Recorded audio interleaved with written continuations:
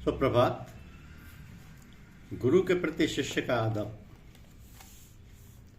गुरु के प्रति शिष्य का अदब। पूज्यपाद लाला जी महाराज के प्रिय छोटे भाई पूज्य लल्ला जी, पूज्य चच्चा जी साहब वर्णन किया करते थे कि उन्होंने कभी पूज्य लाला जी साहब को गुरु महाराज के सामने सर उठाए या बहुत बातचीत करते नहीं देखा। हुक्म और हुजूर शब्दों के अतिरिक्त अधिकांश कुछ नहीं सुन पड़ता था। हुजूर महाराज के सामने या दरबार में जहाँ गुरु महाराज विराजमान हो या ना हो, कभी लपक कर या भागकर जाते या हाथ पांव को हिलाते नहीं देखा। कभी किसी ने उनको उस ओर पीठ किए हुए नहीं देखा। आप घर में और बाहर भी गुरु महाराज के अत्यंत प्रेम और सम्मान का पूरा ध्यान रखते थे। गुरु महाराज साहब बड़े हंसमुख और खुशमिजाज थे। आंख बंद करके अधिकांश तवज्जो ना देते थे। स्वभाव में जराफत प्रसन्नता भी थी, परंतु तहजीब मजलिसी के साथ। फिर भी जब पूज्यपाद लाला जी साहब सत्संग में आते तो आप शांत हो जाते। आपके सलाम का उत्तर बड़े प्रेम के साथ आशीर्वाद के शब्दों में देते। ऐसा जान पड़ने लगता था कि जैसे कोई परम भेदी मिल गया हो। कभी कभी देखा गया कि हुजूर महाराज के हृदय में जो विचार उठता था उसे पूज्य लाला जी साहब बिना बताए ही कर देते थे, और गुरु महाराज बहुत प्रसन्न भी होते थे। तो वास्तव में ये था अत्यंत प्रेम और आत्मसमर्पण। आप तनख्वाह जो मिलती थी सब लाकर गुरु महाराज के कर कमलों में रख देते थे और निश्चिंत हो जाते थे।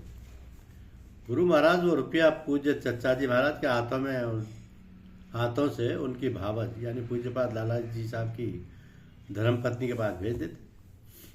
पूज्य लाला जी साहब अपने गुरु महाराज के सामने सब वस्तुएं मुश्तार यानी अल्पकाल हेतु उधार मिली समझते थे। धन्य है वे जन जिनको ऐसे सदगुरु मिले, चाहे वह बाहरी रूप में कोई भी हो, मुसलमान हो या हिंदू या और कोई भी हो। और धन्य है वे सदगुरु भी जिन्हें ऐसे ही होनहार, प्रेम पुजारी और अपने को अर्पण कर देने वाले शिष्य मिले। फिर क्या है, संसार में अपना और सबका भला ही भला है। पूज्यपाद चच्चा जी महाराज बताते थे कि वह पहले गुरु और चेले की बातों और हालतों से कुछ विशेष प्रयोजन नहीं रखते थे, अधिक समझते भी नहीं। हाँ, कुछ समय के उपरांत ये सब जान गए थे कि पूज्यपाद लाला जी साहब एक मुसलमान संत जी के पास आते जाते हैं। क्योंकि भक्त प्रेम में नकल करने का भोला स्वभाव बालावस्था से ही था, इसलिए आप भी पहले कभी कभी और फिर विशेष करके गुरु महाराज के सत्संग में जाने लगे।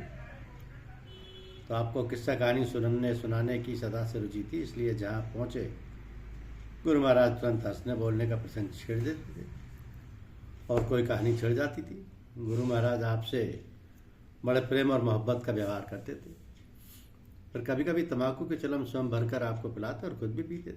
तो आप कभी कभी हुजूर महाराज को तबले की गतें खूब सुनाते और हुजूर महाराज बहुत ध्यान से सुनते और मुस्कुराते रहते थे। जब ये सब बातें पूज्यपाद लाला जी साहब के सामने होती तो आपको बुरा लगता। हुजूर गुरु जी महाराज जी उनसे कहते, भाई आप क्यों गुस्सा होते हो, ये तो हमारे खिलौने हैं, हम और ये खेल कर खुश होते हैं।